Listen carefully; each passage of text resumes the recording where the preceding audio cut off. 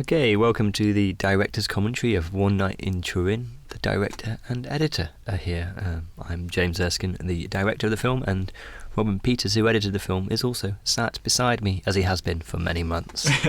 Hello. That's Robin speaking, by the way. Don't expect to hear much of him in the next 90 minutes. Or maybe a little bit.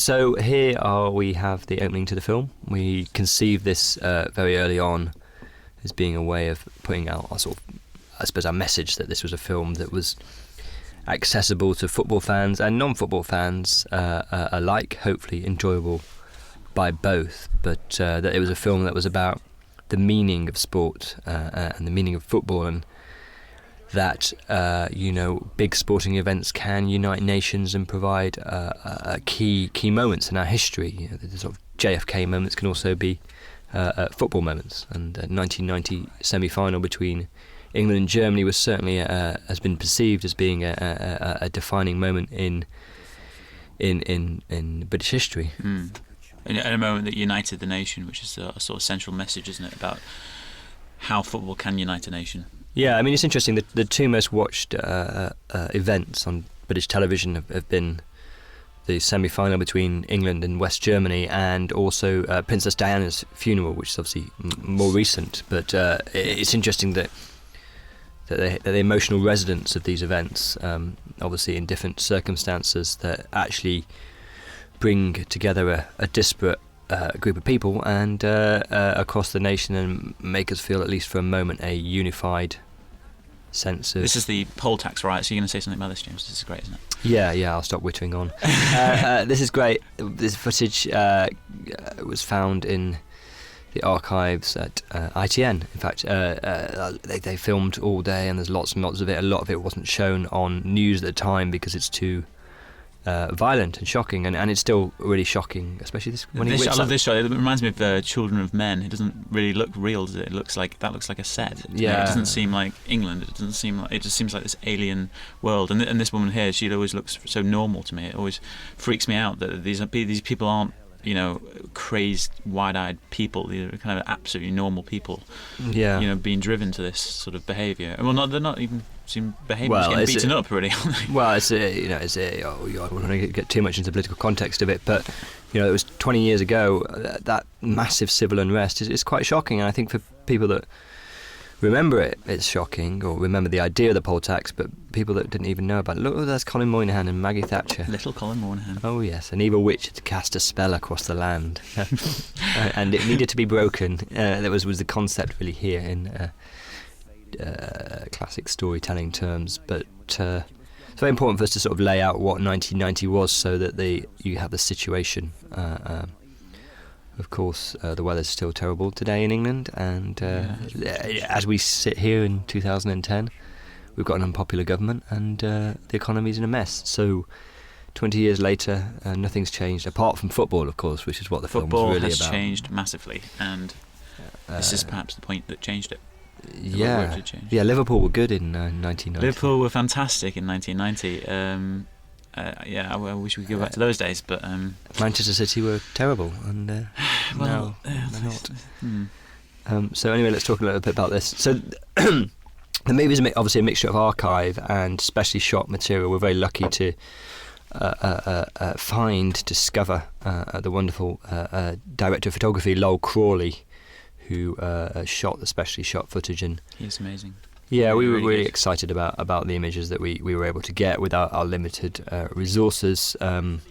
We shot the film principally up in Newcastle. In fact, we shot all the filmed elements in Newcastle, basing out of an old shipyard called Swan Hunter. Swan Hunter. Yeah, it's a beautiful place. But it had great environments that we were able to use, and the people of Newcastle were warm and welcoming and supported the film very much, which is, of course, interesting because Bobby Robson is from the northeast of England, as is Paul Gascoigne, as is Brian Robson, as is Peter Beardsley.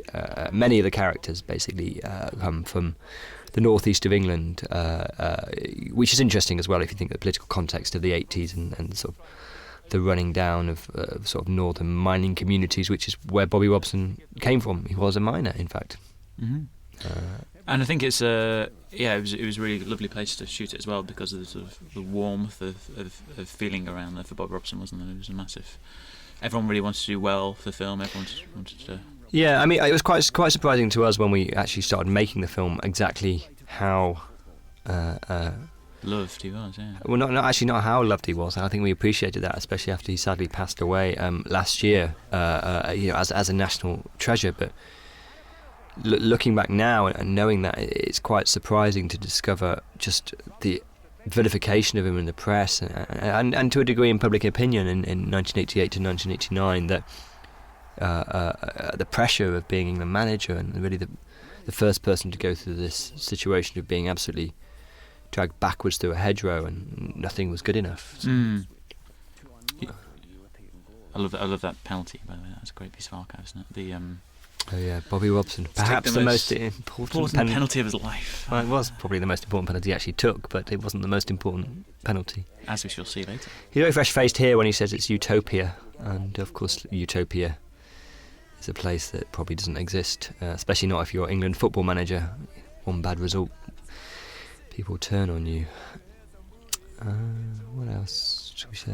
And I think it is one of those things where he was probably the first manager to really get vilified by the press, and it's sort of continued since then, hasn't it, with Graham Taylor and Terry Venables, Glenn Hoddle, and Kevin Keegan, and all these managers have gone through the same thing, haven't they? I don't think they've quite gone through the same thing. I mean, I think the extent of press. I mean, we're talking about in 1989 to 1990 was the biggest circulation battle between newspapers in British history. The Sun and the Mirror, the Sun under Murdoch, and the Mirror under Robert Maxwell. We all know what happened to him. But it was all about headlines, and it was bloodletting at any opportunity. I don't think newspapers have quite the same power today. This is obviously before the internet. This is when information was really found through newspapers. There's no rolling news channels. Information was received by fax, or rather than by email, or possibly by telegram. So there's definitely a change, and newspapers were selling massively at this time, and could the famous headline, "The Sun won it," when the Conservatives defeated Labour. I think newspapers really had that power, and some of that power has been diminished, which is the context behind it, really.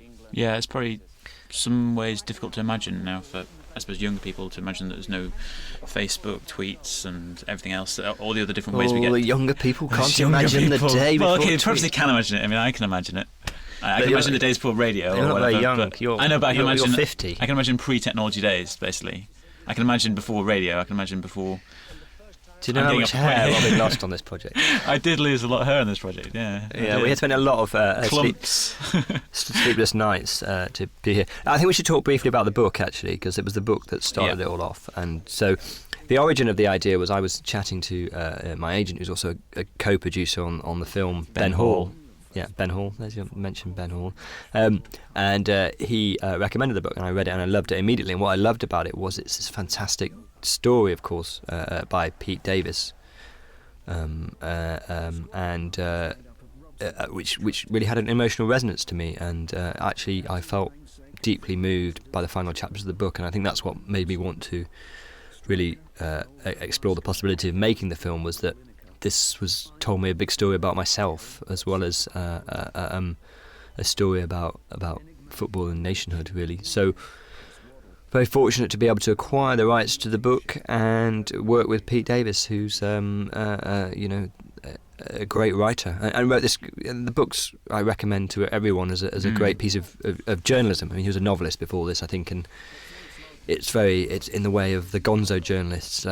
Tom Wolfe's, I think, it's been compared to the right stuff by Tom Wolfe, and you could also to some extent compare it with Hunter S. Thompson, but it has that feeling of energy and experience right at the heart of it, which we tried to imbue some of it into the film, which is obviously difficult as a text, but yeah, that was the starting point.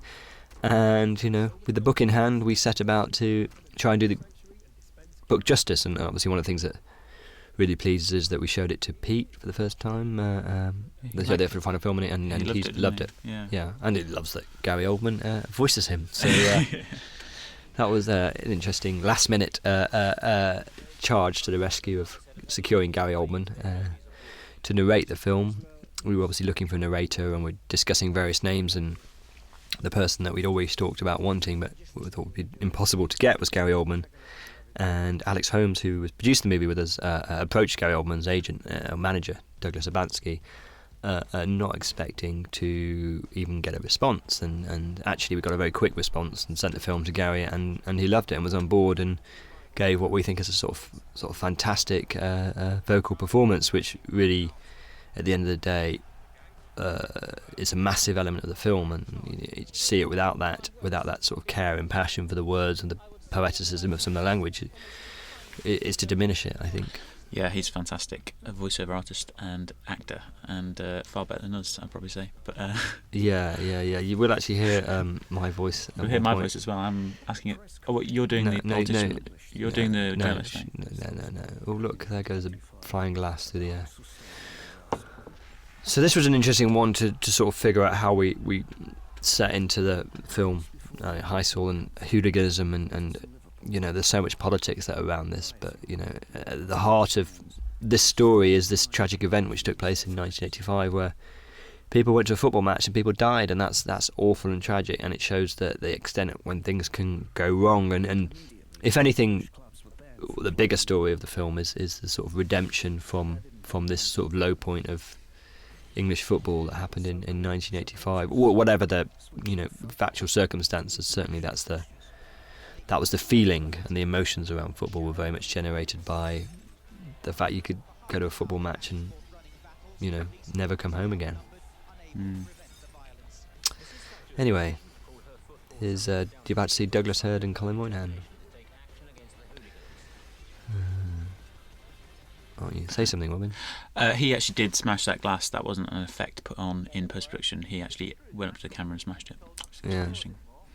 I mean, it's interesting, isn't it? Because obviously at this time, hooliganism was rife, but it was also fueled by the media and the government's reaction to it. And there's a lot of headlines being driven, and actually, arguably, if you're told you're a hooligan, then you behave like a hooligan. I mean, there's interesting reports, and actually there's a book about hooliganism and crowd control, which is really most of the understanding from how crowd control works was actually came out of both the handling of the poll tax riots by the police and the way the Italian police, which we'll see later, behaved towards the fans in 1990, in that you can't, once you start colouring a crowd as a crowd rather than a bunch of individuals who might each be there for their own reason, then you create a bigger problem than merely addressing each person as an individual, which is obviously a difficult thing for a policing situation,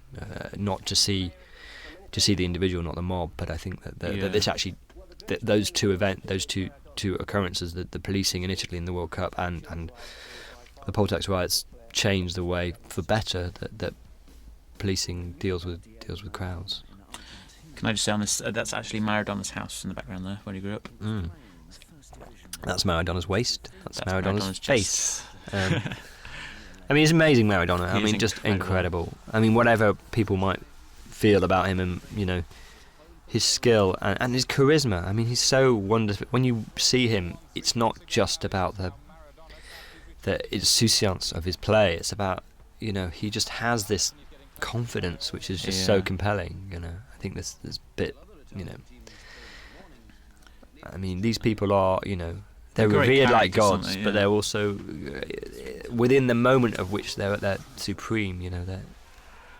There's something about character that unites with talent that makes them that much better than other. I think if equally. he was a very boring, normal guy, he probably wouldn't have been played with such flair, would he? And he wouldn't have.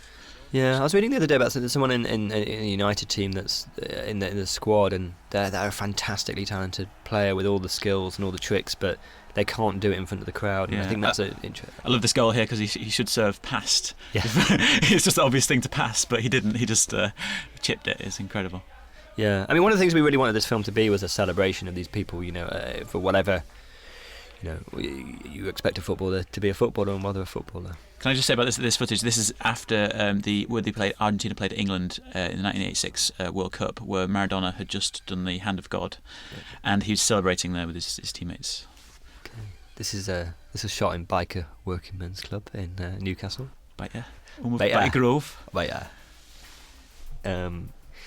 So if you look carefully, you might see PJ and Duncan in there. Not really.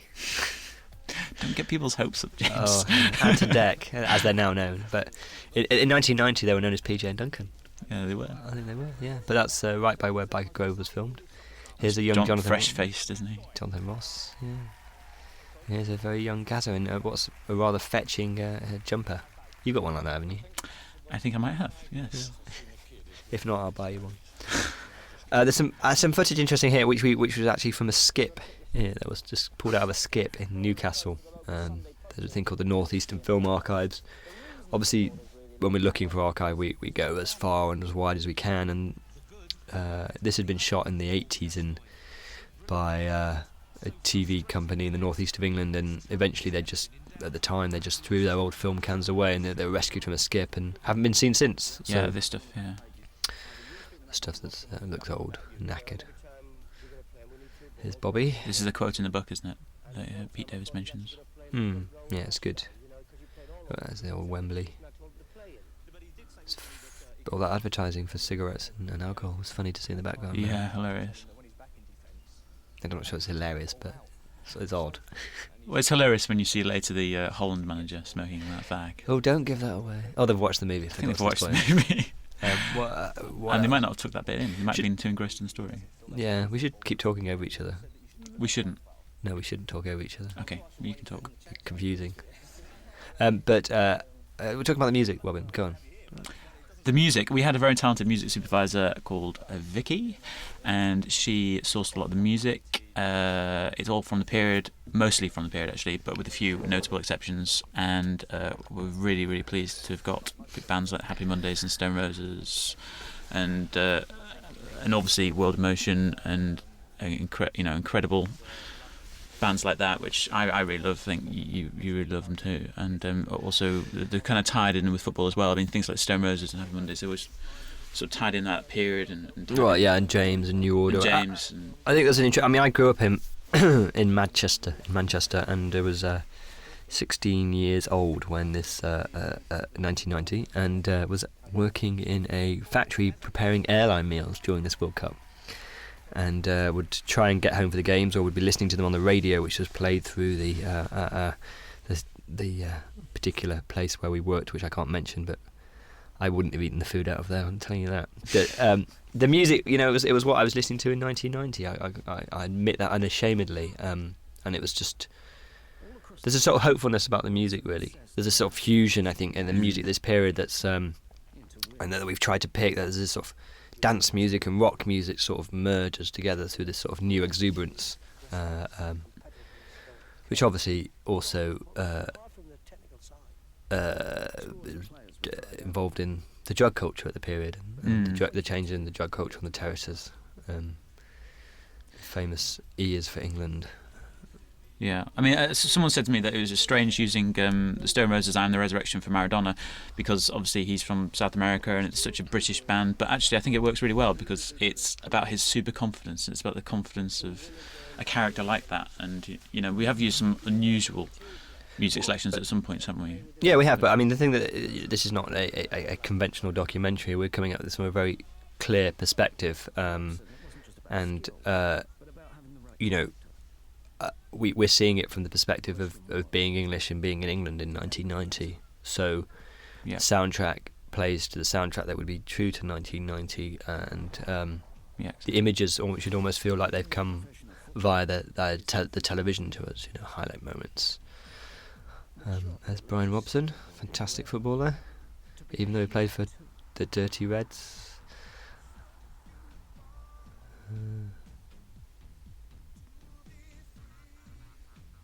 I typed the typing in this scene. There's Gary Lineker, looking a bit younger than he does today. Chris Waddle in the Sausage Factory. Yeah, this actually is Chris Waddle in the Sausage Factory. No doubles were used. Yeah, no, it's great, and there's some great footage which we also have, which isn't in the film, but because it wasn't really relevant, but where they go and play Diamond Lights to the employees of the. And anybody that's heard Diamond Lights will what an interesting decision that was. But they played it to the other workers in the factory. Again, that was found in the skip. We put it back there. No, we didn't. So, and this is a nice little sequence. There's Golden Gary. boots. Yeah, there's Peter Beardsley. Here we go. That's Burnham Beaches. Look at those guys on the roof. That's always intrigued me. The guys were It's there. like snipers on the roof, yeah. Or police, special branch. I guess 1990 is interesting as well because England was, we don't really mention the film, but there's obviously, it was a lot of IRA activity going on at the time, and the sort of security measure and the feeling of sort of paranoia, I suppose, which probably doesn't quite exist today, but I suppose a few years ago in 2005, 2006, sort of feeling of danger, which I think is also worth thinking about within the context of the film. I mean, the IRA, blew up the Carlton Club in June 1990. Sorry. And, it was the same time, wasn't it? It was, yeah. There was a lot of activity that year, and obviously that fortunately has gone away, now. And I mean, 1990 is an incredible year, and that was one of the other things that attracted me to making the film. I'd been involved in another film which had some, which was set in the period, which has never actually been made, but you have the Berlin Wall falling late '89. You've just had Tiananmen Square in China. You have the fall of the Soviet Union, which happens just after the World Cup, pretty much. The fall of Ceausescu in Romania. All these massive world events. Mandela walking free. Massive changes, and the sort of people rising up against tyranny, I suppose. And it's such an incredibly vibrant year. Perhaps it's no surprise that in England we found a way of joining in that world party.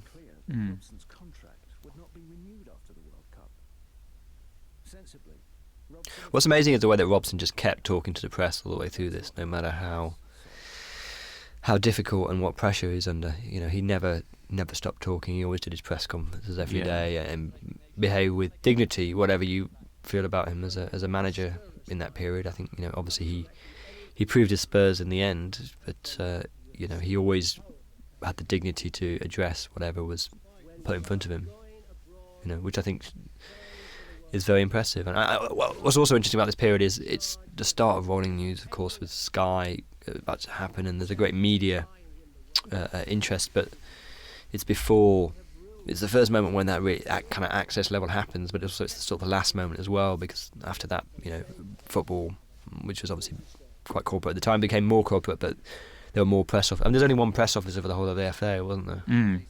David Bloomfield. Who helped us out in the film. Yeah. Who you'll also see, we'll point him out to you later.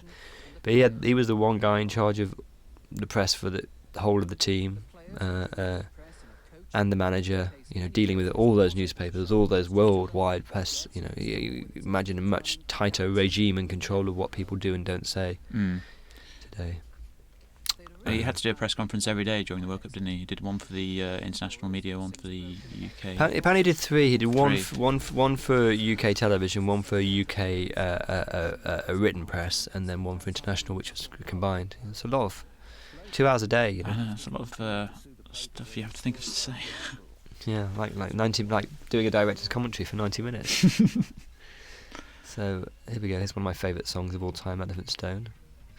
And here's a sequence with the Pope. Pope blessing the stadium. Pope John Paul II, which has a sort of wonderful Italianate quality about it. Because I think one of the other themes about this is the sort of joy and madness and craziness of any World Cup, of just being at the World Cup, being this massive party, and that guy we see in a little bit with the wings on him, the Colombian guy. And then this, the Pope blessing the stadium. It's just this lovely combination of everyone coming together, isn't it? And it's of course there's lots of things about football and philosophy, and there's something really interesting about why football is the world game and why people really attach to it. And I think at the heart of it is the centre of a team game. No team is you really need a team. You need a group of people. The goalkeeper's as important as the dynamic midfielder, and while you can have a Maradona there, or Gascoigne, or whoever that adds that extra flavour, the team, it's not an individual, you know. But you know, we could talk about that. There's a great John Paul Sartre quote that I wanted to put in the film, but Robin wouldn't let me. Which is, I wouldn't let you. Everything in football is complicated by the presence of the opposition, which I think is all the time we sit around in the pub talking about games and planning it out, and how this is going to happen and that's going to happen, and you know, and then the opposition come out and they've got their equal plan. A bit like a war, you know. It's a bit like two sets of warriors fighting each other. You can have as good a plan as you like, but if the opposition have got a better plan. Yeah. And do you play your own game and let them try and fit around you, or do you try and counter? Well, it depends whether you're Jose Mourinho or not. Mourinho. Mourinho's great skill is the counter attack, yeah. and that game with Barcelona, the 3-1 this week. Barcelona are obviously an incredible team, and in many ways, on paper, a much better team than Inter Milan. But the manager, you know, made the difference. And this is obviously a film about a football manager, Bobby Robson, and you know, the right manager in the right time in the right place, making the right decisions is clearly critical to the success. Oh, look at these chaps. I love these guys. Yeah, this is a great moment. Twice. It always gets a laugh, this moment. Which, well, we don't know that. These people might just not... Oh, sorry, in the one screening we've had. The 3 screenings we've had. The one press screening. Yeah. So that's an interesting thing, James. We should maybe mention where we're up to in terms of the process, because at this point, we haven't released the film, have we? We've had a couple of screenings, but we don't know if this film's anyone's going to see this film. Yeah, of course we do. Don't be so downhearted about it. I know, of course people will, but you know, it's kind of interesting. We did our first press screening on a Tuesday evening to 150 odd journalists, and we got some great feedback. Everyone seemed to really like it, and we hope you've liked it too. But at this point, we don't know, you know, whether it's going to prove successful, in the words of Colin Moynihan. We'll hear some nice little music by Stuart Hancock. Composer. Who did the incidental music. There's not a lot of incidental music. He really comes to the fore later on in the England-West Germany game. But Stuart's great. I've worked with Stuart a few times, and he's one of the most exciting young composers in the country. Yeah, he's great incredible. Classical skill and great skill. One of the reasons I wanted him to do this is, as becomes clear with Nessun Dorma later, is that he also writes operas, and so he has a great understanding of how to really add that level of texture and meaning into scored music to tell a story. There's Sebastian Coe, fantastic middle distance runner, looking very fresh-faced. There's Sharon Davis, is that? Yep. Frank Carlson. Trevor Phillips, I think. 2 old guys. There's Ken Clark. I rather like Ken Clark, actually. I've always had a soft spot for Ken Clark. I rather hoped at one point he would become the Conservative leader. I still wouldn't have voted for him, but there's something great about him. So, I mean, it's interesting just to go back to those 2 guys in the car. Oh yeah. It's all about that thing of people being tarred with a brush, isn't it? Which they say that line. Oh, it was hooligans. There was hooligans about. You know, that they, you know, understand that there's this dialogue going on, but still persist. They still care enough to risk being called a hooligan just for something that they love, which I think shows some people may say it's foolish. The book talks a lot about whether these people whether people following football this time are, you know, foolish or happy or resistant, you know. And in the end, I think, you know, the resistance and the love of the game is something admirable. And I think to love anything is admirable. Don't you think? Yeah, I think it's incredible the passion football fans have, that they'll just do almost anything to get to the game. You know, like actually this week with the volcano, as people are, you know, going on these 24-hour journeys to go and see the Liverpool game. And yeah, it's in your blood, isn't it? Though football, that's the thing. You know, that's like, you know, can't walk away from it once it's there. I think it's a shame Americans don't realise this. Yeah, it's kind of really weird, isn't it? But I mean, football doesn't really work for America because sport works around the commercial break, doesn't it? So football you know, it appears nothing is happening unless you know what's going on for a long time. So. And it's about points, isn't it? I think they'd want it to have 20 goals a game to appeal to America, and then it wouldn't have the power of having a goal, wouldn't it? Yeah. that feeling when you get a goal. Here's Bobby, very excited here. And here we have these great stills. One of the really important things in production of the film was to find really, really great stills. There's a massive difference between the stills, which you get to see the character's face and really attach to them and see the emotion that they're feeling, and the moving footage, which often, especially with sports, is just got over in an instant. Whereas there's something more about characterization that you can see in an individual's emotions. It's young Jack Charlton, also from the northeast of England. Yes. Well, I've got a bit of a cold today, so if I sound a bit funny, that's why. There's Gaza. This is a great track, New Fast Automatic Daffodils, which again was in my 1990 record collection and possibly hasn't been dusted off for a while. Yeah.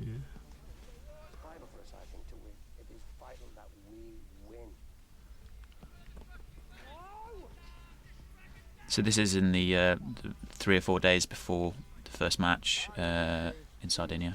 Yeah, we should talk about how because one of the things we were very insistent upon was that this felt like you were really there, this film, just as it would if it was a period drama. We didn't break the time scale, so everybody is speaking. Every Bobby Robson interview is taking place when he actually said those things. Certainly there's a couple of bits out of vision, I think, that to be honest, we took and we used slightly, that perhaps he'd said slightly earlier, but was still matched to a direct quote from that day, which is from the book.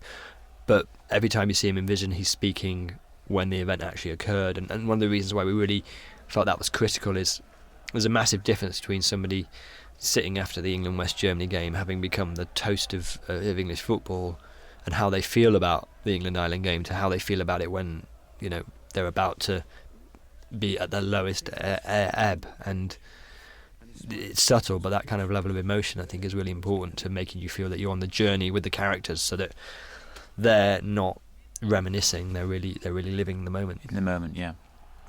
So that was obviously, but that's very difficult, because you find great stuff and I really want to use that, but it happened too late. So, but I think that was the right decision, I think, and hopefully that's what adds something to it. And the other thing from the beginning was there's lots of discussions about whether we should have interviews, people looking back, but we were very keen that it wasn't people reminiscing, and that you saw people in their prime. You weren't seeing somebody 20 years later, maybe a few pounds heavier, and, with a few less hairs on their head, telling you about how great they were then. That you actually just made those decisions yourself as it unfolded.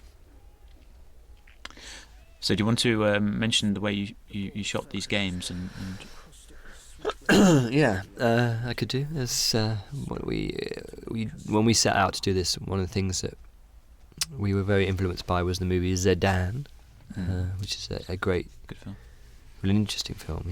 Yeah, not for everybody, but and they had lots of cameras and they followed the action in a sort of slightly different way, and we were sort of inspired by that to take old footage. I mean, this is before Skycam and all that kind of stuff. The way we see football today on the Premier League coverage or Champions League coverage or World Cup coverage has a lot more bells and whistles than back then. It was a much more limited number of cameras. They didn't move around. It was really the focus on the big wide shots, but we wanted to get you closer to the action. So we very carefully sourced the kits for the time and some good footballers, and we basically really wanted to be able to add elements like this one here, just to give it a little bit more tension, I suppose.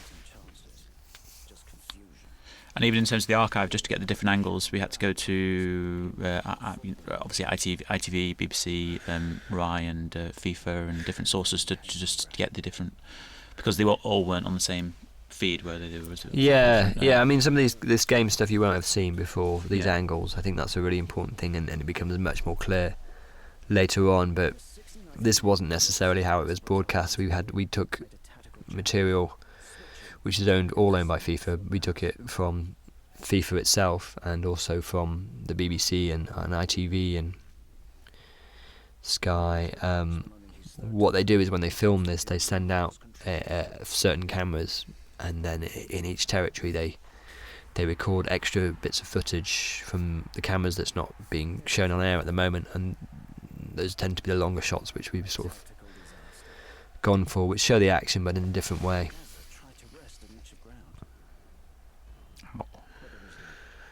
This game wasn't very good.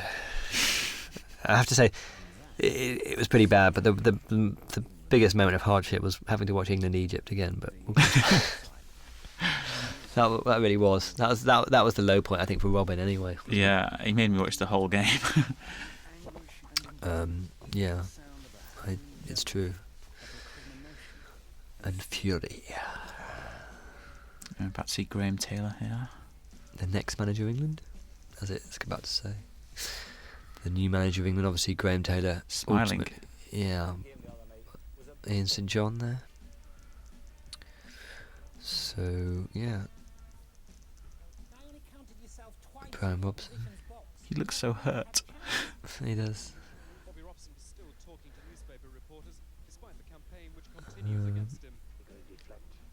That's Digital by Joy Division in the back, which obviously is earlier than the period, although it would have still been playing, but we felt it gave the right mood and feeling and to this.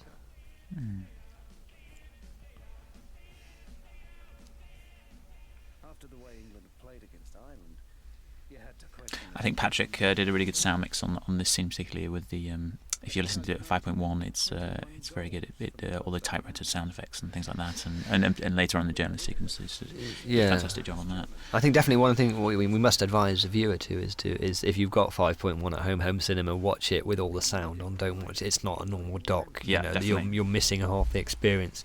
We wanted to. The sound mix is actually really important, and it was one of the things we planned very early on. Is we wanted it to feel, I suppose, like Gladiator or something like a proper movie where you get the sense of it being all around you and you're within the action, rather than a classic television mix where you have just a normal stereo mix. So anyone that's got home cinema, watch the movie again, turn it on loud, listen to this loud. This is meant to be listened to loud, and you can see this spells out a swear word.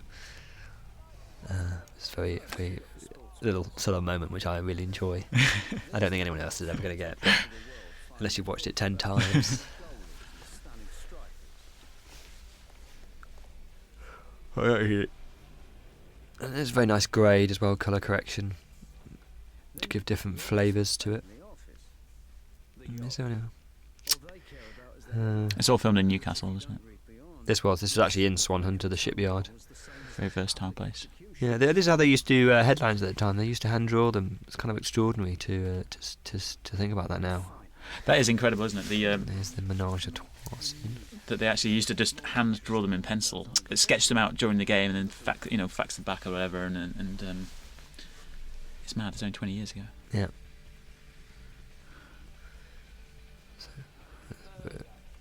Murder. He says it's good.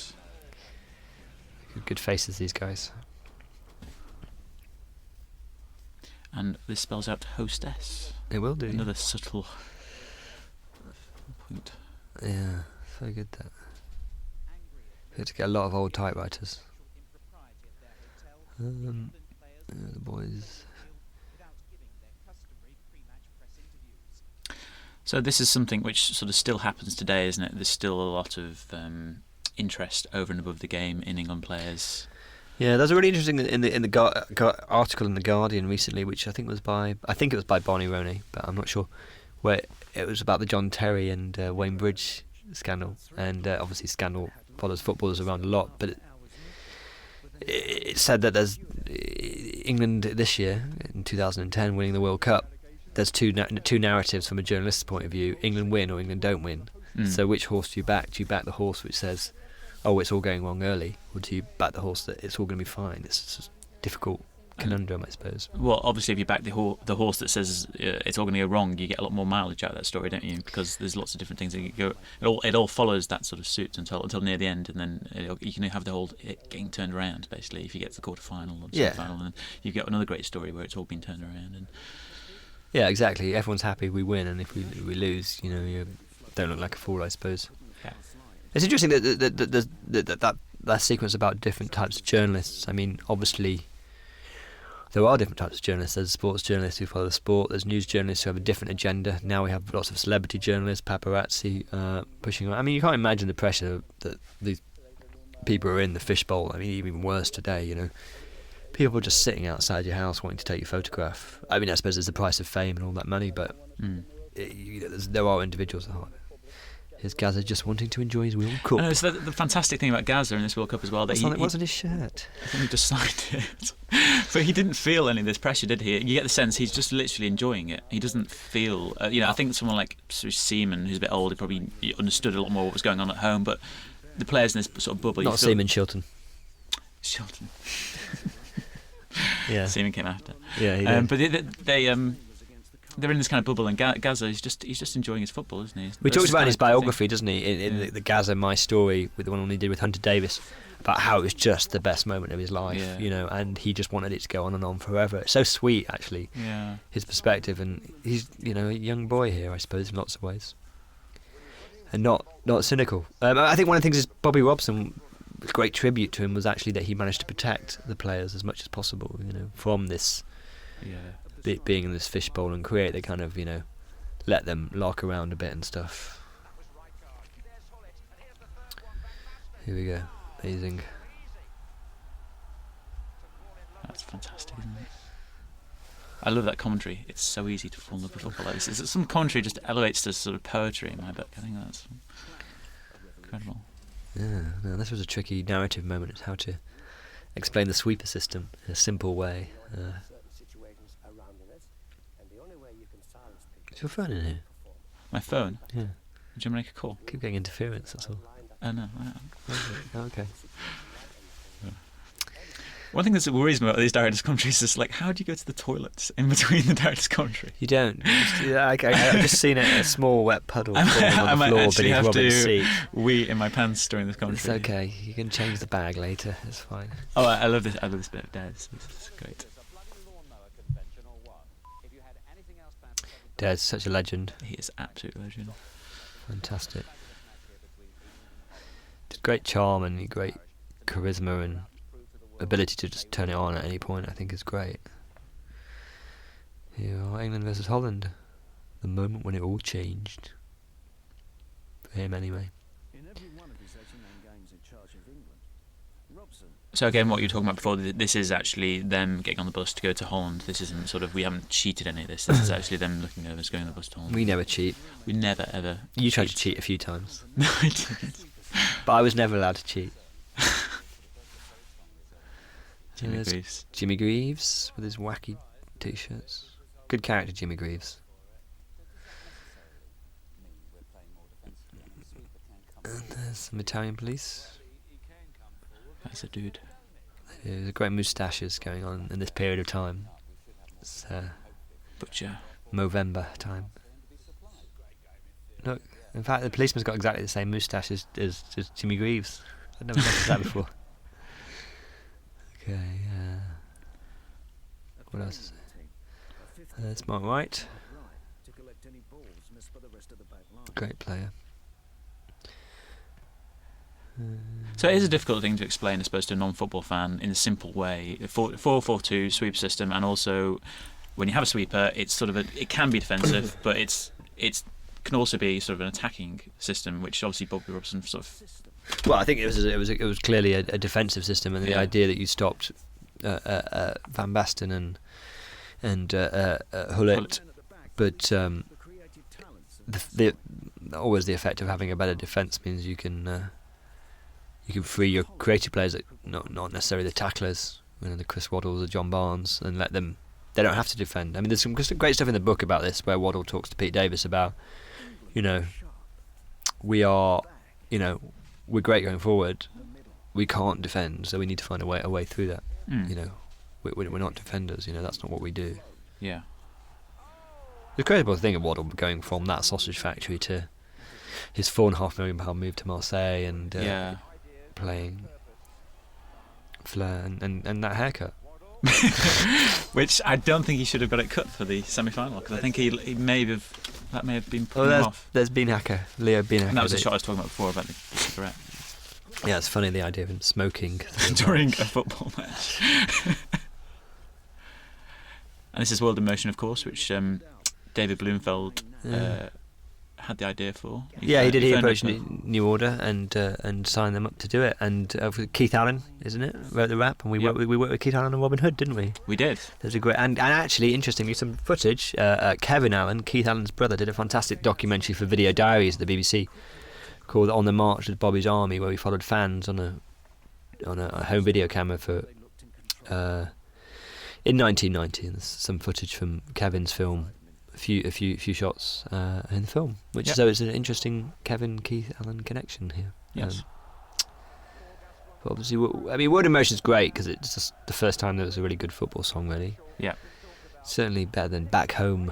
And, Ron's or the German effort. 22. The German effort this year was really terrible. So I was talking to a German footballer, Moritz Volz, the other day about the film. He'd watched it and. He said it was amazing to see players actually having a good time, and even Germany at the time, was such it's like cliche, but production line, that was sports science applied to them from 9-10 years old, and they had to grow up within the system rather than be individuals. For good or bad, obviously. Germany won a lot of World Cups. So. Maybe we should have actually adopted that system. Holland were a great team, though. Yeah, they were fantastic. They sort of didn't. The first couple of games here, they sort of drew against Egypt, and then this draw against England. It wasn't. I think Hull had just come back from a year's injury, so he wasn't sort of firing on all cylinders as well as. Here's a great Robsonism: horses for courses. Horses for courses. Yeah, we love Bobby Robson, but sometimes he says some extraordinarily strange things. Such as it's like the old saying: "Third time, catchy time." Yeah, we didn't force you to have to listen to that. Yes, but you can really sense his relief here, can't you? It's lovely. Yeah, great inline.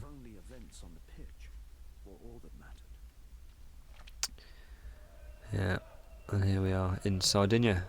This is a really interesting scene actually, because this footage has been taken from so many different sources with different cameras that were there, from ITN, from ITV, from BBC, from RAI, the Italian broadcaster, just to get this angle of coverage, and to really get you within that. And obviously photos taken at the time, and the elements that we've sort of reconstructed to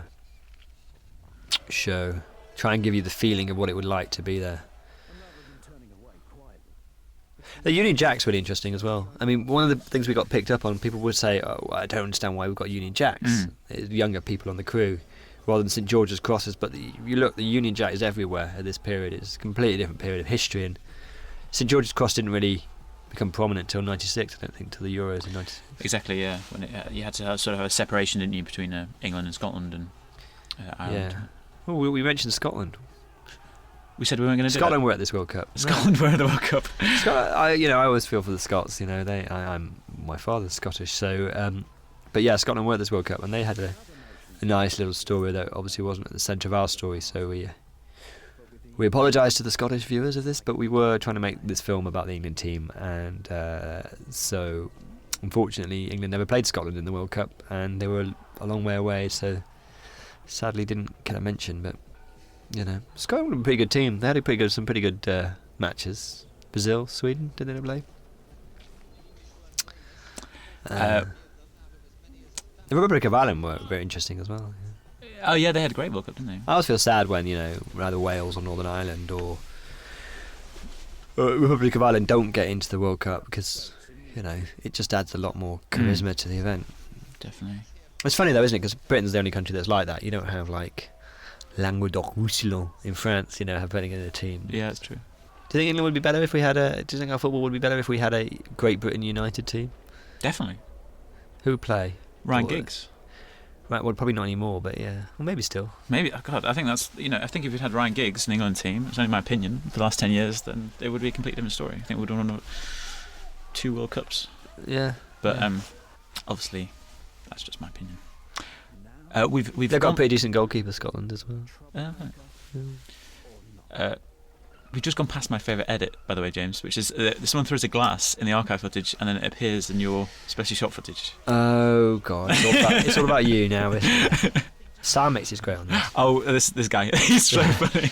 We had this theory that guy was on his way home from work and thought, oh well, yeah, hang on, there's a bit of a rumble going on. Yeah. He just had his bat on his laptop case just in case there was anything going. It's portable typewriter. This woman's glasses are peculiar. I think they were standard issue by the British government at the time. That you could they're actually white, cinema sized. Like there's 3D glasses.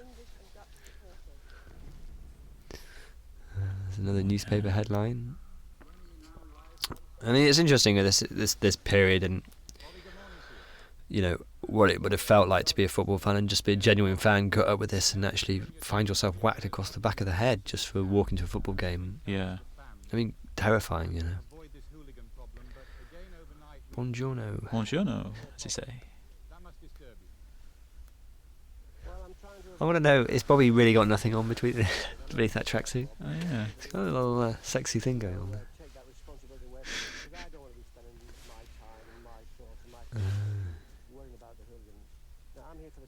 Yeah, but Bobby had the strict rule that he didn't talk about hooliganism during the World Cup. That was dealt with by, I think, Glenn Curtin, who was the FA representative. Which is sort of fair enough, really. The years of having to deal with it. So this wasn't a very good game, was it? It's sort of, we've heavily abbreviated this game to save people a lot of. Yeah, I think we have to talk about the games as well. I mean, we're making a story here, and just you said one very funny thing partway through the edit, which was just one. Yeah, you only said one funny thing through the edit. In fact, that was the first funny thing you said in your entire life. Which was, it's really annoying that all the games are so long, that there's so many games and they go to extra time. We could have made a film about a World Cup where England got knocked out in the first round. It'd be much better narratively, but it was a challenge really, because there's obviously England actually played 7 games in the World Cup, didn't they? We didn't even mention the third place playoff, but 6 games is a lot to embrace and to think about how the story changes through it. Obviously Ireland was the first one, big build up to Holland, the change. Egypt, it was just the result that was important, so that's pretty much what we show. And this little bit about tension that we're going to trying to get into Bobby's head a little bit. I mean, it was interesting. It was touch and go at this point. I mean, any team from England, Holland, Ireland, or Egypt could have gone through at this point. And these 2 games, the Holland-Ireland game was actually played simultaneously. So it's this interesting thing. But England ended up top of the group, and Ireland did great. I mean, Ireland, played their way. It played a very defensive, attritional game, but they managed. They drew with Holland, as much as they drew with England. We can talk about how Holland weren't able to overcome them, And further games. I'm very fond of the Irish. Niall Quinn in particular. But that's because he played for Man City. So this is a track that isn't from 1990. No, it certainly isn't. And I think this is the first time you see girls in the film as well. Yeah, we were very excited about this, mainly because we just sat through 50 minutes of not looking at girls. Those Brazilians. I lived in Brazil for a while. It's a beautiful place. And but I think the use of music here, I think it's about making it feel like you're actually there now instead of being a nostalgic look back. It's about feeling the excitement of being there now. Yeah, excitement's really important about this scene. It was to give you the sense that there is a party going on, and England may well not have been invited, but you could be down there now dancing with these ladies, and that wouldn't be too bad thing to happen, really. That'd be great. Apart from your wife wouldn't like it. Wife to be. Fiancé. There's the Pope, angel on the shoulder. It's great. The Irish go meet the Pope. Here's Maradona. This is an amazing goal. 90 minutes this game went on, nothing happened, and then Maradona suddenly charges through the middle. Woke up. I think Brazil had something like 18 shots on goal in this game and didn't get one in it. And that was Argentina's first shot, and it was in the 85th minute or something. And it just shows the drama. Poor Brazilians. There's a great line in the book I'd have liked to have used there, which is about, it's never the end of the world if you're Brazilian. It's always time to have a party. Yeah. Unless, of course, the rainforests are being burned down. Well, they cry for 5 minutes, don't they? And then it's like, well, let's get on again, and we'll know we've got a good chance next competition. So this is a fun sequence. These shots were shot in Gateshead, and we really wanted to let the character of Gaza bleed through at this point. And these, he played tennis in the sun, which is a well-known documented event. He also, as the book tells you, The table tennis he played table tennis on his own, which sounds incredible, in flip-flops. You know, I mean, he's international sportsman falling around on flip-flops. He just had this insatiable energy, didn't he? He had to be doing something all the way through, every second of every day. He had to be swimming or playing tennis or running around, or he was just so excited. And it's kind of really it's great to see the guys here just, you know, relaxing and sunbathing. And the crucial thing now is not to overdo it. What do you think about me tan? I'm catching up to John Barnes or what? that makes me laugh every time. Nice to see Gaz's mum, and later you'll see Gaz's dad, of course. Yeah. Full of energy, restless. Playing tennis with tourists for hours in the midday sun. Smiling, but reckless. Little table tennis. Because if you got injured, That was a birthday cake. It was great. ITV gave him a birthday cake, but they gave him a month late. Yeah, the FA got the dates of his birthday wrong for some reason, and they gave him a birthday cake a month late. Oh, Brian Robson's gone home. Very frustrated with Brian Robson. Kept getting injured. Mm. That great goal in 1982 against France, he scored in 27 seconds. You won't remember that, Robin. I don't remember that. I was 5. Oh, I do. That was my first World Cup. I've still got the mug at home. Spanier 82, Barcelona. And it's remained intact in spite of daily use. Brought it into work, didn't you? No, we brought work to my house. Oh, yeah, that's We reached such a state when we were making this now. film that we got sick of being in the office. There were too many people there, and so we actually moved the edit to my house, in theory, to finish the film in 3 days. 10 days later, we were still there after having not really slept. Robin was wearing the same pair of underpants for 5 days. Don't mention that. Crusty. My lucky underpants. I call you Krusty the Clown. On a diet of coffee and grosh, wasn't Coffee and grosh, yeah. Apparently that's the way to make movies. It was quite nice though, because I got to cook as well. So that was, James is a very good cook. so, you know. This is brilliant. We actually shot this outside Swan Hunter with a mere paddling pool full of sand. Yeah. Well, I've got that picture. We should That put picture's we should put hilarious. that on the Yeah. extras. Basically, we weren't able to locate to the beach in time, and it was a beautifully sunny day, but we needed to do this beach scene, and we'd had to move it forward, and so we could only find enough sand to fill a paddling pool. So we shot everything against a low angle, looking into the sun, which gives that great flare. And then the shots that you see of sand there and later, using a very long lens, create the impression of being on a beach.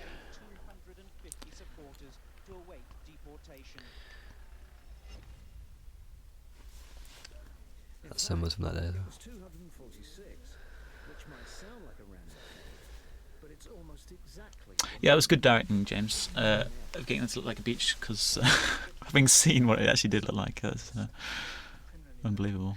Yeah. Thugs. It's appalling. It's an ugly incident.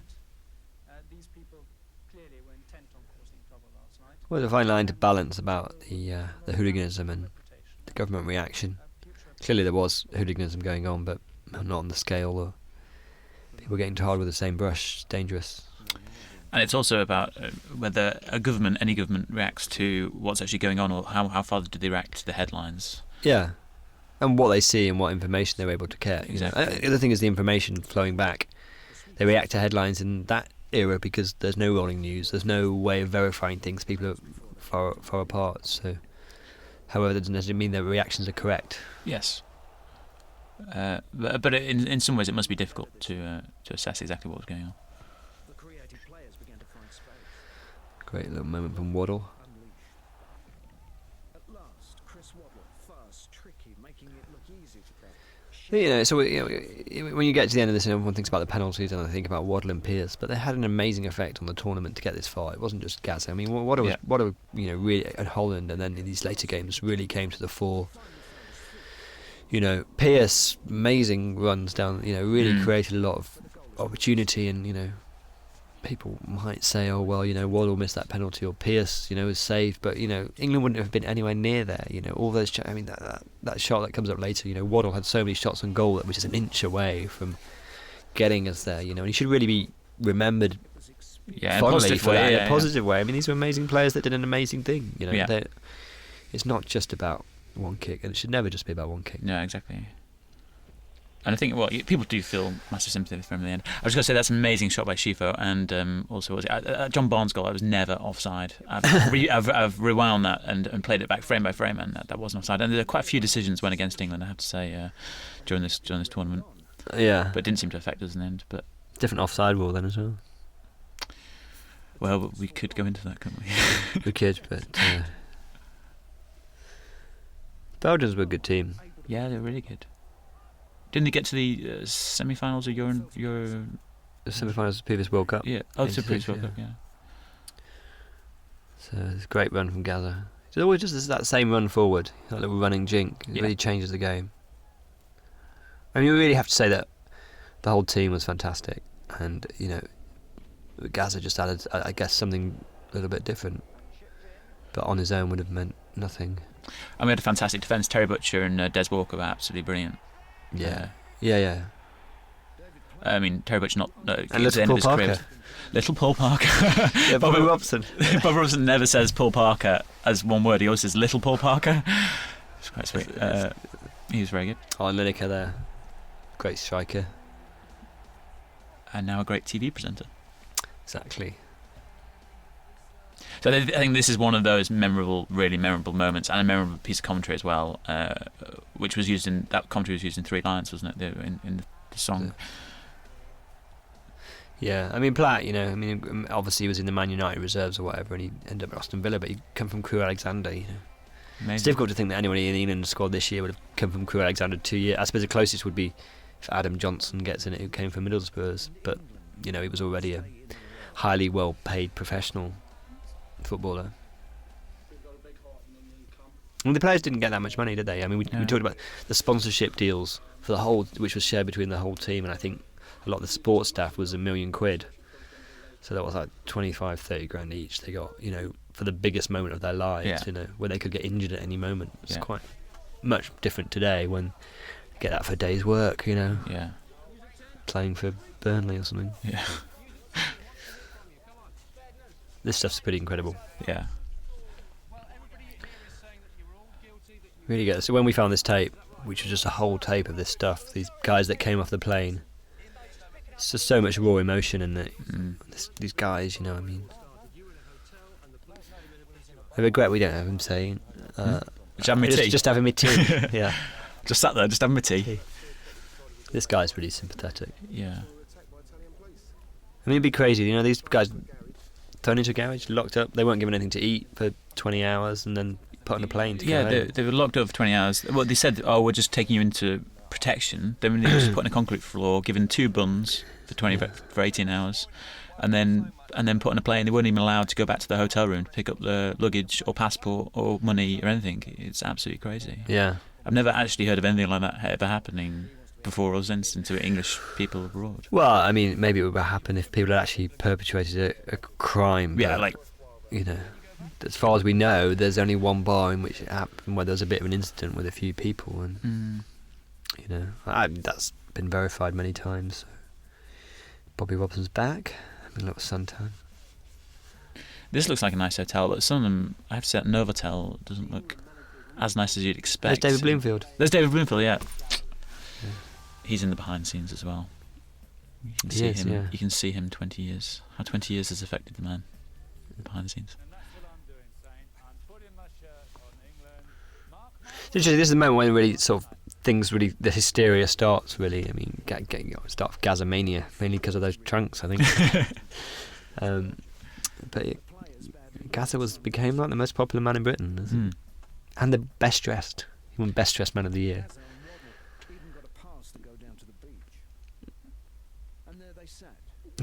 Pete Davis was down on the beach with them at this point drinking. I think there was McMahon and Steve Bull, Chris Waddle and Paul Gascoigne. And they got a day off and they went and sat drinking beers, which I'm sure was nice and relaxing, but probably wouldn't happen today, that you would allow the players to go and sit and drink beer in the sun. And just chat to locals. Well, I think sitting in the sun and drinking beer and dehydration would probably... Yes. But, you know, it's important that they relax and take a different perspective, I think, at the time. Unfortunately, the Irish didn't actually win any games, though, did they? They won one on penalties. They beat Romania 5-4 on penalties. In the I think. All right. In the That's a second great round. Jack Chilman. Maradona's Argentina in the first semi-final. In Milan, the Germans took on the Czechs with great style and efficiency. Mateus. Yeah. But in the end, it was only a penalty. Shame we were never able to use that footage of him in his speedboat. The Germans with their Flugelhorns. This is one of the amazing things we found when we were searching. It was the perspective on African footballers 20 years ago. I mean, I don't think anyone had got past the first round, and no African team had got past the first round, and the way that they were looked down upon was extraordinary. You know, I mean, when you think of Didier Drogba and you know the real threat of the Ghanaians and the Ivory Coast and even Cameroon in this World Cup. Well, Cameroon in this World Cup, they didn't even have a single professional team in the whole country, so it's really incredible how far they got. It's our favourite bit. This is one of my favourite bits, just because of its newsiness. He's considered a genius, so we're going to show him saying he's considered a genius. This is a great shot as well. I think this is Alex. Alex Holmes is one of our producers that we work with. Favourite shot of the two journalists hanging by the pool. It's great when they're looking at their football there. Yeah, we had some great people work with us on the film. We had two great producers working with us, Alex Holmes and Victoria Gregory, who kept the ship running when it may well have sunk at any moment, doing, you know, all the detail, correcting us where we've gone wrong. This is nice, just a little excitement. The favourite to take the semi-final spot. There we are in Cameroon. Apparently they sold more tellies than ever before in that quarter-final. Stuart Pearce racing down the left flank. The Cameroon doctor was really fat as well. Oh yeah, He was about 25 stone. the nutritionist. The nutritionist is very funny. But there's Platt again. Great. I really like David Platt. But there were still 65 minutes of football to go. Really remember those goals. And Cameroon looked These our players here actually in the specially shot actually from Cameroon as well. Mm.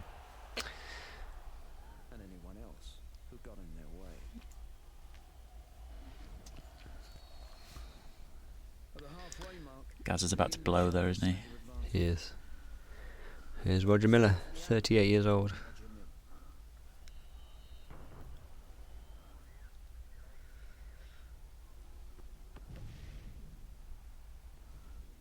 and Cameroon looked the stronger team. Their skill and physicality always threatening, pushing England back. Impatient, Gaza got physical too.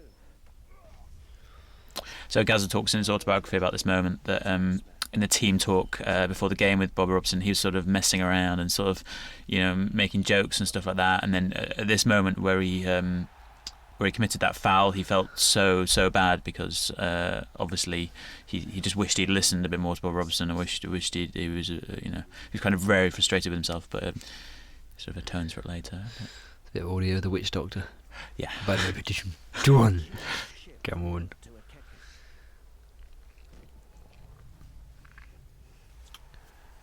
Here we go, back of the net. Now Cameroon, look at them go crazy. It's great to see all those people have the same jubilance at the same time. Yeah. Great back heel that. I see happened, the back heel there. Yeah. Very difficult to get all the kits and the boots and those kind of things. A lot of stuff just doesn't exist for love or money. Yeah. The Egypt 1990 kit wasn't a big seller, was it? It wasn't, not even in Egypt.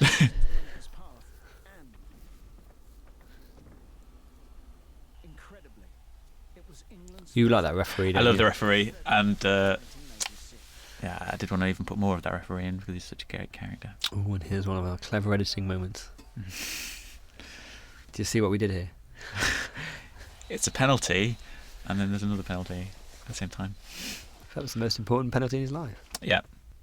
I mean, I think if England had lost to Cameroon, It would have Robson been- would have been his reputation would have been in tatters. Nobody would ever remember this. It wouldn't be the national treasure he is today. Yeah, it's amazing, really. Cameroon were probably the better side in this game in the end. England. It's interesting how England sort of didn't really cohere in the same way in this game as they did against Belgium. I think the loss of Brian Robson was a big factor. Yeah, but I also think they were maybe a little bit confident going into this game and not really ready for the challenge. That was a great pass there. Amazing. One of the things to think about is when footballers, they're running around, how much they get hit at high speed during a game, especially at this level. I mean, the Cameroon players were all really, really big. That's one of the things that all the players talk about, is they're physically like trees. They've said, and just to get hit, the amount of times that Gary Lineker gets hit, and still be able to sit on that match of the day sofa.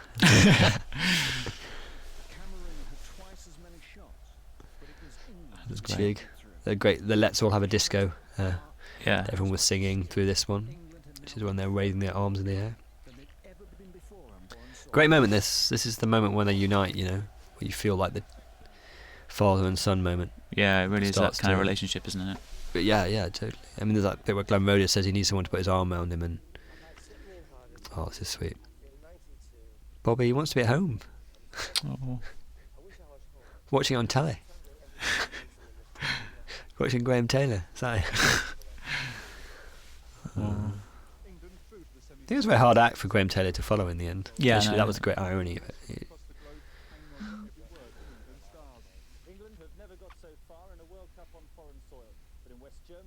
Mark Austin. I love Italy. That's the Germans.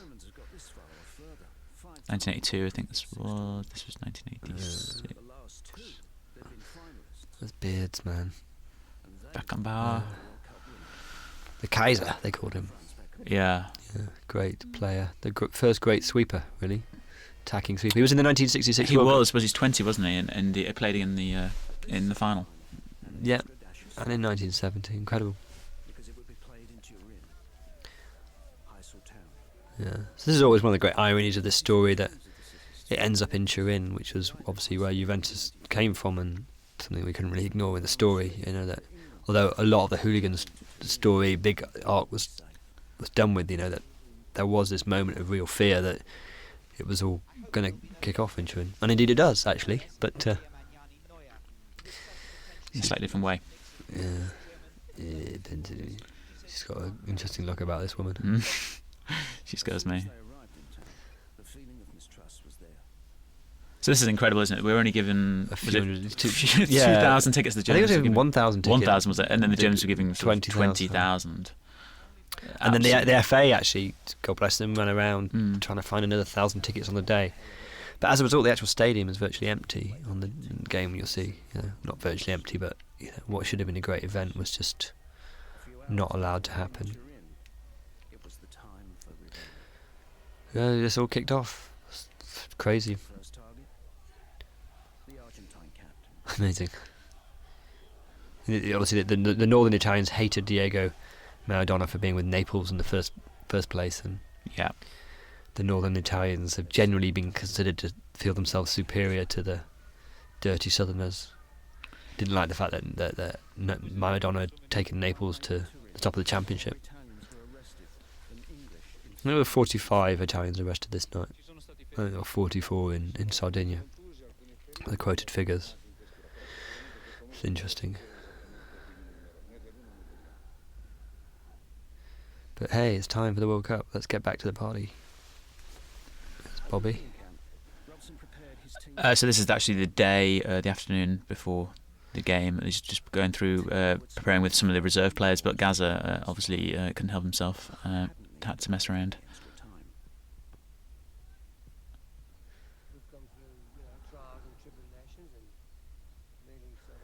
Yeah.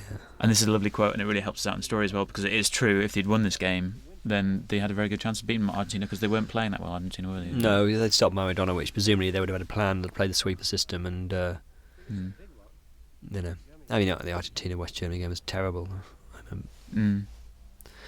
And West Germany, big moment for them. I mean, you have to remember this was if they'd lost this match, then that would have been their last time playing as West Germany. Germany was united, I think, on the 7th of September 1990, so big stakes in Germany too. Germans also played, I think they played like 3 former communist states on their way to the... So we could see change. But this is obviously we see middle class people watching football. I think that's a big defining moment. There's Albert Square in Manchester. Well, we mixed the film actually. The sound mix was at Granada in Manchester. Just around the corner from there. Yeah. We lived in Manchester for a while, didn't we? We did, James, together We again. Waterloo Road. From there to this DVD extra. The space of only 18 months. Now, different versions of the film have a different shot at that point. You may notice if you see the... if you've been to see it in the pictures, we've got a slightly different version on DVD. I love these shots. It's almost like Gladiator, isn't it? Yeah. It just captures the scale of it. This shot, and look at Stuart Pearce's face in a second, looking around, going, "Oh my," you know. Yeah. And this sort of determination. Here Gary the music face. starts. It's a very clear decision not to score any of the football matches until this point. I mean, this is a great battle. You know, we wanted to see it in the same way, without sounding pretentious, like the big battles in Gladiator or Star Wars, the attack on the Death Star. That this is really, you know, the emotional climax of the film, and that you have to be right within it. It's interesting that Gaz is not looking down the line as well. He can never behave in those lineups. No, he used to stick his tongue out, didn't he? And mouth certain words. Yeah. Allegedly. But this is probably the time to talk about Stuart Hancock, isn't it, James? It is. Again. And the Slovakian. And the Slovakian National Orchestra. I think it's the Slovakian National Orchestra, but it's the Slovakian Orchestra. All right. Yep. So Stuart is a great composer and put this score together very quickly. I think in about 5 days, which is beautiful. And we then went to Slovakia and recorded with 52-piece orchestra this music, which I think, you know, recording with an orchestra adds real drama and emotion to a piece where synthesizers don't really work. So we all flew off to Slovakia. It's very early in the morning. Yeah. Left the house at 3 o'clock in the morning. Spent 6 hours recording with those guys, and then came back, and my car broke down on the way back. Which is, I haven't just actually left it. It's still there. It's still there 3 weeks later. So if anyone out there is good with a gearbox, and I'll sign you a copy of your DVD. I love These Germans. But Stuart's score is correct me if I'm wrong here, isn't it? It's quite John Williams-esque, isn't it? Sort of like really full score and lots of different little moments, and he fills in lots of the gaps and creates there's little nods to Ness and Dormer at different points, isn't there? There's little nods to Jerusalem and different little bits and bobs in there at different points. Yeah, absolutely. I mean, we tried to, because we knew it was going to end up with an operatic moment. We really wanted to have that feeling, and Stuart's always very influenced by John Williams, of course, as probably the most famous and most influential composer. Of course, who did the Star Wars scores? Did Star Wars, Indiana all Jones. Spielberg stuff. Yeah, very influenced by Aaron Copland, of course, originally. But it's this kind of lots of light and dark and good melodies. So there we go. That close. Batman Biker. Here's Daz and Jimmy and Terry and Brian.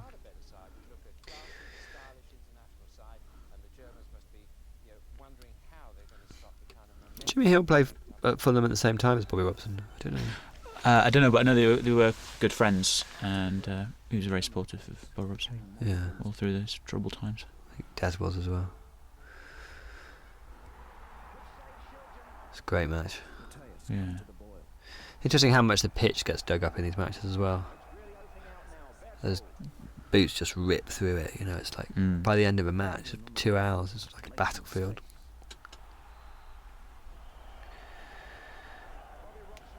It was an uncharacteristic mistake from Pearce, who had a generally very good tournament.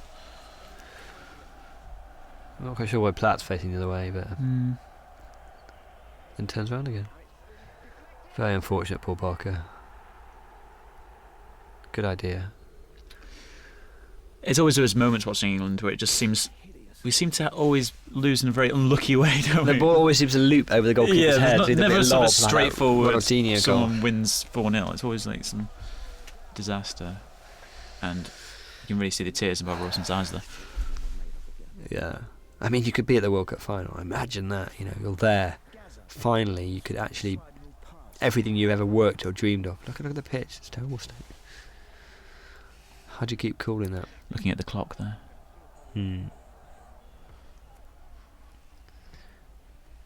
Pierce made a surging run forward. It's very annoying. When we were going to do the reconstructions, we went to film, and we'd been filming for 7 days, and suddenly there was a massive snow fell on Gateshead, and we couldn't film for a day, which was a bit of a shocker. There's pictures of that somewhere. You've probably got something behind the scenes, actually. If you watch the behind the scenes, you can see my evident distress. Yes. Then Parker on the wing, laid him across to Lineker.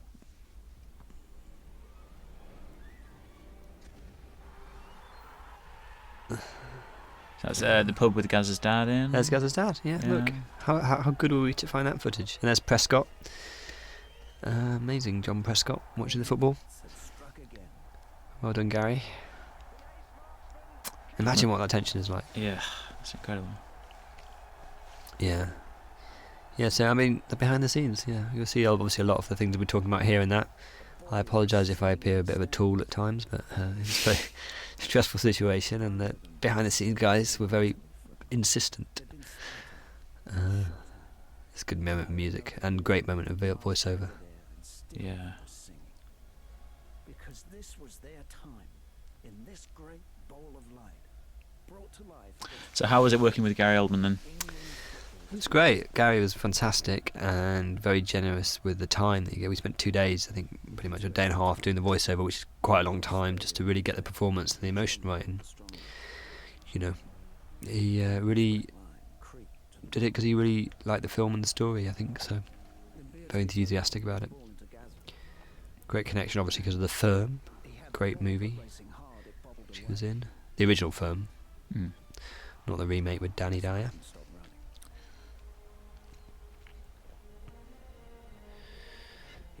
Because Gary Oldman as well, he was presumably in his sort of early 30s when this World Cup was on, so it would have been a big, it probably just done The Firm and things like that, so it's probably a big thing, you know. Oh yeah, He probably really remembers it and loves absolutely. it. Totally. The card. I wonder if England had got through, what their impact of not having Gascoigne would have been. That might have really.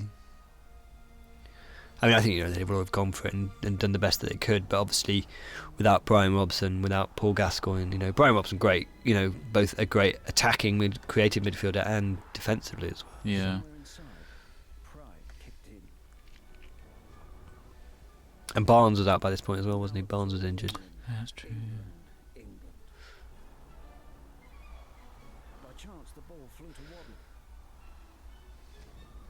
Ugh. 1 inch of woodwork. 1 inch from the dream. That's a great line. Pete Davis. Pete Davis. Well, half Pete Davis actually. The 1 inch of woodwork was his. But it's a abbreviation of what he actually wrote, because it was too long to say at that point. Shame about the ball being dirty on that shot. Oh, So I'm just watching the game now. Yeah. No one had lost. I always hate that in director's commentaries where they just start watching the film and don't talk. Yeah.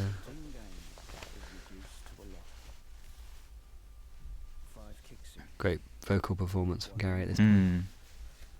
And the music. And there's Chris Waddle's haircut. Yeah. It obviously had something to do with it, didn't it? This moment coming up was sort of obviously a great moment for us, where we found different feeds of this conversation, and we were able to get it lip read and as close as we could hope to get it accurate. We have. What's important is the emotion and the way that they. Yeah, I remember it was just before that, the day before that, one of our first viewings, wasn't it? And we got those facts of the transcript, and it was like almost getting 2 pages of script from the heavens. Really, it was incredible. It was really incredible. This is your first. I mean, obviously, Gascoigne never played at the World Cup. He didn't get 94. England didn't qualify. In 98, he didn't get picked by Hoddle. Yeah. So, but that moment of father and son, never seen, and fantastic to see it in that close up, and really, from a dramatic point of view, a bit of a gift. Yeah. So the penalties. German keeper pulling for strange faces. Obviously, we cut this out of sequence. Obviously, it was 1 penalty England, 1 penalty Germany, but the drama obviously arrives when one person doesn't score. Sean went the right way every time, didn't he? Yeah, I was just thinking that, and the German keeper did as well. Yeah. Which is very good penalties. Yeah. Imagine how you feel at that moment. But actually really cruel for it to happen to Pearce and Waddle when there were 2 players that had a fantastic tournament all the way through. Yeah, I mean, I wonder if Gascoigne hadn't had the yellow, whether he would have been one of the original 5 takers. Yeah, I think he probably would have. Because he was a free kick taker and everything, Yeah, you know. yeah. And he must have been a great penalty taker, I'm sure, Gascoigne. And he was the 6th, wasn't he? It's yeah, well, that's what's in the books, yeah. So this shot, we should say about this shot, shouldn't we? Yeah. The shot that's coming up. Yeah. We're in the BBC, weren't we, when we found this? And it was a pretty good moment to find that someone had covered it in such a nice way. Yeah, you get the full impact of it when after he's taken the shot, really. So thank you to that cameraman, whoever you are, for having the good idea of just keeping on Waddle. Take a look at Des Walker in that shot. Oh yeah, did you see him? He's got the Yeah. face. Yeah. Continuity, wasn't it? And then we just made this decision to stay on this shot, which obviously sports footage you're normally on for 2 seconds per shot, or so 3 seconds, and this cameraman. It's brilliant. You see the whole of the game play out in front of us, and the way the Germans come in. That's just, you know, there's Lothar Matthäus commiserating, which is a very big thing to do at that point when you. Yeah. Very nice gesture. But amazing to see all the celebration going on in the foreground and the pain in the background, and it's great the way that he stays with Waddle as well, even when he turns away from us. Yeah. And Yeah. a very emotional moment. Yeah. But you know, where the penalty is the penalty, but the failure is the whole team's, really, or the success is the whole team's. You know, Yeah. having the balls to stand up there and do that at that point, It's unbelievable, really, to have that. and the pressure of Courage. the pressure of a whole nation on your shoulder. Yeah. For those 8 seconds. You know, you get your swing slightly wrong, and it's great the way it stays on him here as well. There's Bobby. But you know, they might have lost the game, but they won the bigger battle. They did. Hearts and minds. See, Gaza, very upset. So yeah, I get quite emotional at this point as well, and I think our Sandwich's got quite emotional. So there's a new version of Nathan Dorman that we recorded for, especially for the film, using a tenor called Sean Rowan, and we're sort of excited to do a slightly different orchestration and a slightly different version, so a new updating that we wanted to put into the film, and slightly different feel and read to it that's specific to the England team. Yeah.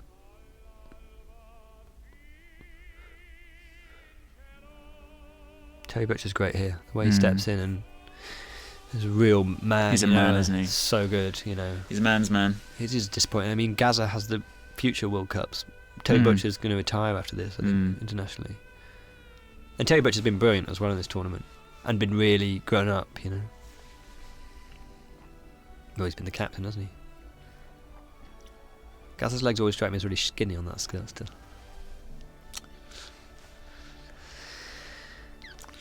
And here we are, into West Germany. Deserved winners, I think. On the 8th of July, Germany played Argentina in the World Cup. Terrible game. First game where there was a red card in the World Cup final. Really? Yep. In fact, there were 2 red cards, both for Argentina. I think Argentina ended up with 9 men on the pitch. So. And England actually won the Fair Play Award, least number of fouls committed, which is obviously a good tribute to their football. They didn't resort to. That audio though, that's actually the fans at the game whistling and booing Maradona because he was so hated by the Italians and hated by sort of everyone, really. It's very harsh. It's really harsh, you know. He's the greatest footballers alive, and yeah, those twin emotions of football, really, isn't it? The great love and the great hatred are very difficult things to really get your head around, I think. Because who would have said on the 25th of May, when the World Cup thrillers were Here they go. A great contrast scene. There was no one at the airport when they went out, and Mm. so many people. And the great contrast between the poll tax riots as well, I think, was one of the that there's the police car, but it's not being smashed up. It's people are Dancing around it. dancing around. And I think there's probably something you'd never really get today with all this kind of news coverage 24 hours a day and players knowing what was going on. They were kind of in a bubble, and this is the first time they'd really... They didn't know what was going on. They didn't Yeah, know. yeah. I think maybe Shilton had some idea because he'd been in previous World Cup, a lot of previous World But they Cups, hadn't had this kind of reaction. But they had for never had ages. this level. No, so it's... Yeah. Of course, we very sweet. We got back thanks to the government signed off on that. Colin Moynihan signed off on their readmission. Once football was acceptable again. I mean, obviously there's been instances of hooligans since, and we wouldn't. That's awful. But by and large, football is about the fans, and most of the fans are well behaved. Apart from Robin sometimes. This is a great moment as well. The cricket at England can be more. And I love And this. this That shot. he takes his policeman's hat, and puts on Gaza cap. If you compare that to the poll tax riots, and there he goes dancing away. And this is amazing. Still, so many people. So there we go. I'm and really now we're looking into- forward to 2010 World Cup now. Are you? Yes. I'm looking forward to 2014 Are as you? well. Yeah. And 2018 if people are still 2018, watching yeah. this at this point. They probably switched off this director's commentary quite a while ago. Here's our executive producers from Northern Film Media, North Star. There's our director of photography. You, Robin. Thank you. You got a credit at the back and the beginning of the movie. I know. Thank you for that. Stuart, Vicky Vicky, Williams. music supervisor. Thanks to Vicky. Amazing job. There's Murdoch. our archive people, and our storyboard artist was fantastic. There's David Bloomfield, accountant. Andrew, our fabulous runner, who we moved down from the north of England. The production team who were Kidnapped just him. spinning past us at too fast a rate. And there's that stills of that great Gascoigne goal against Scotland Scotland. goal. Sorry, Scottish people. It was a good goal though, and and there's against little Michael Owen. Argentina. There's Kevin and Tony Blair, of course. A great contrast to politicians. Gerrard. Love football. Yeah, you love Gerrard. don't you? Yeah. Fantastic. That was a great game. 5-1. That was a great game in Munich. And there's And how David things as well. have changed. Yeah, which is great. Here's Fabio, the Italian, come to England. So, and then Sir Bobby, amazing that match. Amazing to think that all the people that stood up at the grounds, that was it 2 minutes of silence? Yeah, Was a it? million people. A million people stood up and applauded. Sorry, silence and then applauded, and across at football grounds where people normally chant. In July So I think, 2009. yeah, fantastic. So there we go. Great music, which we're grateful, and we're going to keep going to the end of the comments and say something else about this. Dolby, thank you to Dolby. Does this mean I can go to the toilet Thank you to now? our financiers. Oh, yes, you can thank go you. to the toilet. Yeah, who've made all this possible. Thank you. And here's our logo, and that's the end. Say goodbye. Goodbye.